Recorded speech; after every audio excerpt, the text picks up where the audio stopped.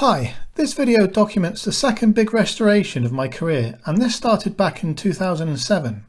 Back then I was doing this mobile from a van, relying on the owners to have suitable garages.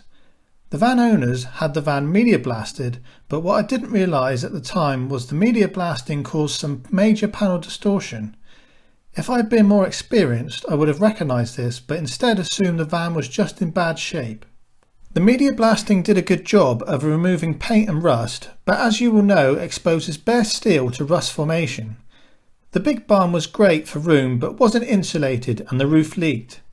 I performed a phosphating process to help prevent the rust formation, but in such a barn was fighting a losing battle.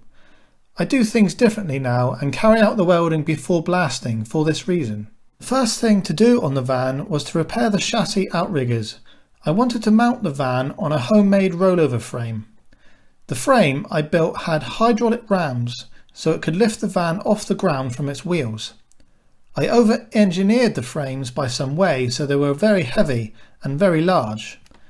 When not in use they took up a lot of space, so I sold them after this project. There was a lot of welding to do on the van: floors, arches, sills, window apertures, front panel and rear panels, etc, etc. With the van on its side, better access to blasting underneath was achieved, and I did this with a small blast pot and kiln dried block paving sand. Yes, you heard right, I used sand and barely a respirator. I didn't know about silicosis then, and it could be the reason I now have asthma. I sprayed the underneath with epoxy primer and then 2K solid colour polyurethane wet on wet. I hadn't done much spraying then, but I was careful enough to use an air-fed mask. Shame I didn't do that with the sandblasting. I did the same with the interior, which was much more tricky to spray, but it came out well enough and I was pleased with it. Then there came quite a long break. The owners were young and were funding university educations, so the van took a back seat. Unfortunately, the exterior wasn't well protected, and with a damp, leaking barn, rust was significant when it came back to working on it. Removing the rust, I chose Geox gel from Built Hamber. It did a fantastic job, just time consuming. The doors I reblasted and made a half skin for the sliding door. It took a lot of filler work to get the van straight after the blasting distortion. As we know, blasting causes stretching, and I used a TIG welder to shrink the panels down as straight as I could, but it still wasn't great. Finally ready to start painting, I used Leckler etch primer and green TI high build primer, and then left it for a couple months. Leaving the van that time allowed the paint to shrink into all the sanding scratches. Then I could block sand the scratches out with a finer grade paper. I chose PPG water base coat and PPG clear coat for the final colour. I prefer clear over base paint as it doesn't fade, but it's certainly more time consuming to apply. I was really pleased with the outcome. There were 2 or 3 runs on the van, but luckily in really easy places to remove with a razor blade and polish out. Other than a bit of dust here and there, the van was gun finish and didn't need flatting. I always try and get a gun finish as it's what most people want. Achieving it consistently is challenging to say the least, and being so close to paint runs is a constant danger. Assembly now, and that's another massive task. The owners disassembled the van for me, but nuts and bolts were all in one big bucket. Precious little of the wiring loom was labelled, so finding out where everything was connected was very difficult, particularly when you're working on a crossover year van and the wiring diagrams didn't always match the wire colours. The owner bought a reconditioned steering box, but it had a problem in that the spindle had enough play for the seals to leak. It should have been sent back, but too much time had gone by, so I had to fix it.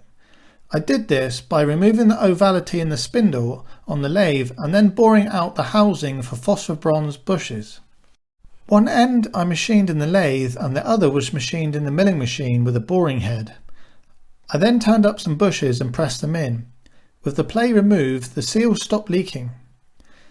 The owners wanted to add a custom dash by ditching the plastic finial for the gauges and heater controls. They also wanted the cardboard glove box to be metal and painted. This really took a lot of work, but I think it came out nice. It was fun to do something non-standard for a change. The engine needed a part overhaul with new pistons and barrels as compression was down. I hadn't worked on an air-cooled engine before, so got some advice. The engine cowling components were media blasted and then dipped in my immersion rust remover. They were painted in 2-pack and I installed an alternator upgrade. The wheels I also blasted and dipped. The pop top wasn't something I was looking forward to, as again I hadn't restored one before. As it was aluminium, there wasn't any rust to worry about, but sanding off all the old paint and sealant took a huge amount of time.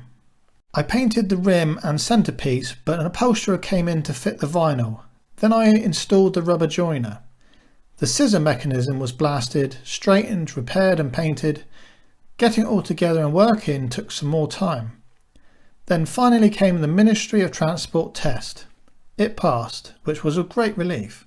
After some miles had been covered, it was discovered the brakes were binding when hot, but were completely free when cold.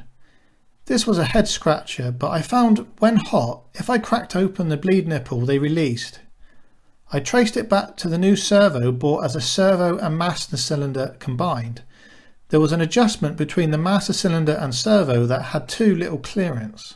As the brakes got hot, the pressure from the master cylinder wasn't able to completely release because the servo actuation push rod wouldn't let it. Pressure increased with heat and heat increased the pressure until brakes were fairly heavily bound on. Apart from that, I can't remember much else needing attention. With that said, thanks for your attention and happy motoring.